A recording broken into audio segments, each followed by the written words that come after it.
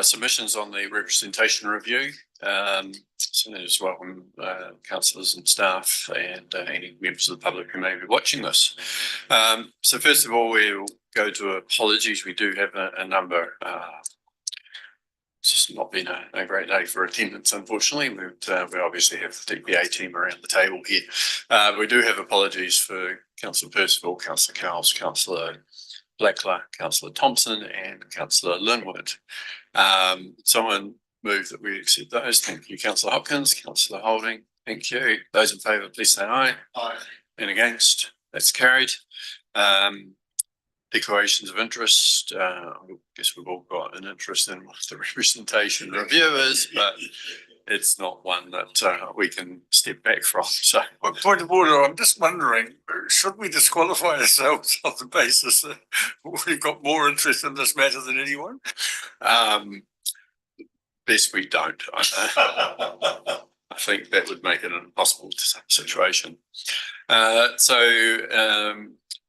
see, moving on to decision reports. We've got a resolution to accept or defer the late agenda item. There was only the one item and it was late, but we've got it in front of us. It was relatively short.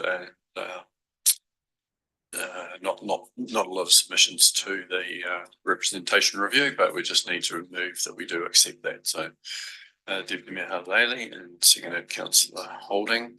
Thank you. I'll put that. Those in favour, please say aye. Aye.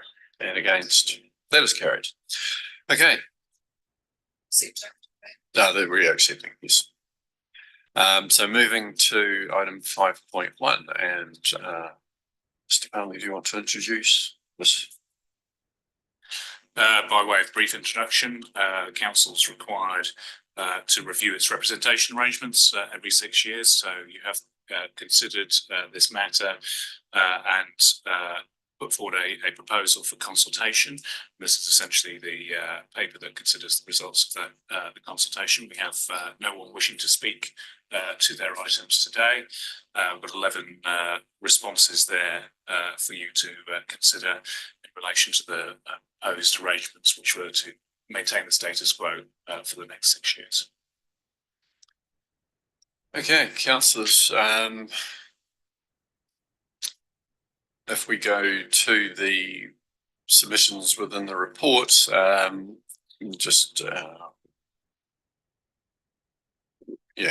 you have any comments that any of you wish to make, or do you have any questions perhaps? Councillor Hopkins. Well, look, I guess my comment would be that in this instance, I think we might be entitled to assume that the relative lack of engagement might denote a reasonably high level of satisfaction with the status quo. In other words, in this instance, silence could be construed as assent. We've only had 10 submissions. So from a population of 24,000, that's not a lot. 70% of the 10 support either having the same number of councillors we have now or actually having more. And only 3 people were opposed or wanted to reduce councillor numbers, although they didn't say by how much. 1 person had no opinion. And as I say, 6 were happy with the status quo and 1 wanted more councillors. There wasn't any clear signal regarding the community boards either. Majority of people of the 10 that didn't respond at all, or, well, it's not the majority, but a not insignificant number. Of those who did, it seemed there was more support for the community boards remaining in place than not. So generally, to the extent that there's been a very low response, and that low response has signalled high level of satisfaction with the status quo, I think we'd be entitled to recommend to officers that what we went out with consultation becomes what we will adopt. Yeah, just note that there were 3 that suggested a reduction. 1 said 6, 1 said 7, 1 said 8. So they were quantified. But as you know, it was 30% of the responses, 3 out of 10. Councillor McCone. I'd just like to comment on respondent number 5, please. That's really saying what we what the real people think out there and covers it off, or while they agree with what we're doing, they do make some valid points that I think we should take in context of the way that that's proposed. Was that Jane Metcalf? Yeah, I guess the challenge we have is that there is the equation around representation, and it's plus or minus 10% population per average for the average number of representatives or number of residents per representative. And what she's referring to there is not something that we are able to take into consideration, which is the amount of people, the rates that people pay. So it's a challenge with that, and I think the challenge also of the suggestion that we only have the councillors of wards voting for things that happen in those wards would mean that if you're a single councillor in a one councillor ward, or one of the two councillors in a two councillor ward, you have a lot of say without others having an ability to say anything, regardless of who's actually paying. So there's some challenges in that.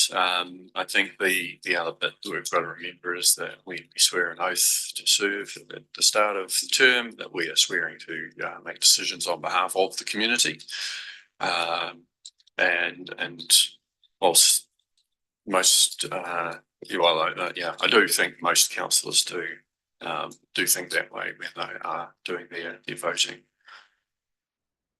Councillor McCone. So totally on board, but I think it summed up really in question 15, and it's been mentioned here before. I think I might have mentioned that we're talking about geographical boundaries as opposed to population boundaries, and I think she makes that point in question 15, which I agree with them. Yeah, the geographic boundaries basically take into account the population within those areas, and we are. That's basically unless you have an election at large, you don't have wards at all. There has to be some boundaries somewhere there. It's not a perfect system, and certainly with regional councils, I think we are very clear that the things that they do around water quality and air quality, land area is actually more important really than numbers of population, but it's all based on population numbers as well. Councillor Hopkins. Yeah, actually that submission did raise a process question that I wondered if we could get an answer to. Also in question 15, the submitter says that recently I was unable to comment on our Tukarahi water because I am in the Ahuriri ward, but whoever had made the question here didn't give Tukarahi as an option. Well, my understanding is if you're on a water scheme, you're on a water scheme, end of story, and I can't understand how being in the Ahuriri ward would have precluded that person from engagement in that process. Can officers shed any light on that? I think the simple answer is no. I'm not sure what's meant by that, unless it was in relation to our resident survey. But I don't know. You're asking specific questions. Okay, any other comments? Okay, we've got some recommendations at the front. Sorry, page 8. The first is receiving and noting the community feedback. The second is around providing guidance on consideration of the feedback received. So we've done a wee bit of that. And then providing directions to officers on the final proposal, so the decision report can come back to us on the 22nd of October at the council meeting that day. So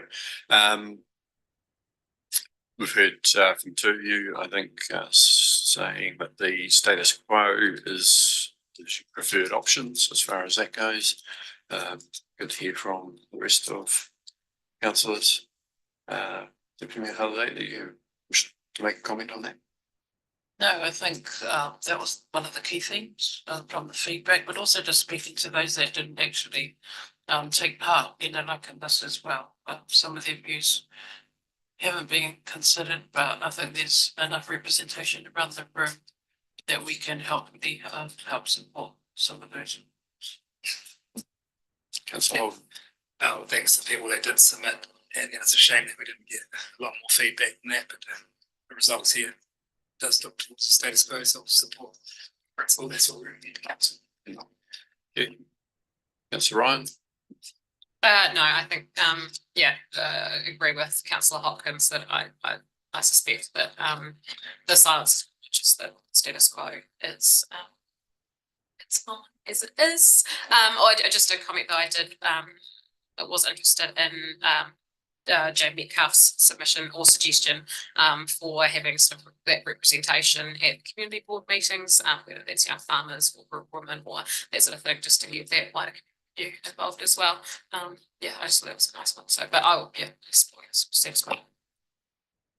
Thank you. From my perspective, I voted that we go out with some change last time, and that might have provoked more people into making submissions. But it'll be interesting to see how Clutha goes. They've gone out with their proposal to reduce their 14 councillors, which makes it the most inefficient council, I think, in the country, to reduce that down to 9 councillors. I'm sure they'll get plenty of submissions on that. So interesting to see some of the proposals that different councillors have gone out with. Saying that, if someone would like to move that we receive, Madam GA, what would you say? Through you, Mr. Chair, just to reiterate what will happen as per the motion that's on the table at the moment. So it means that your initial proposal will become your final proposal without amendment. So that means that those who have submitted, those who have not submitted, there can be there can be objections coming through, and they will go with our proposal to the Local Government Commission if we continue with this non-compliance for the Ahuriri Board. So I've put that in the report just so that you understand that. I just want to clarify that again. Thank you. Thank you. Someone like to move the number one that receive a note being community, and secondly that we direct officers to use the status quo. What's the final proposal? May I move an amended recommendation 3, if you'd allow? I was going to move that 3 would read: direct officers at the Waitaki District Council initial proposal stands as the final proposal, with a decision report to that effect to be prepared for the 22nd October 2024 council meeting. Okay, so there'll be 1 and 2 responses. Someone second that? Councillor Ryan, thank you. Any further discussion? I'll put it, those in favour, please say aye. Those against, that's carried. And that completes our meeting. So thank you very much. Thanks officers and governors advisor for all the work that's gone into this so far. A wee bit more to go to get that final report prepared, and we'll look forward to seeing that in October. So with that, declare the meeting closed. Thanks very much.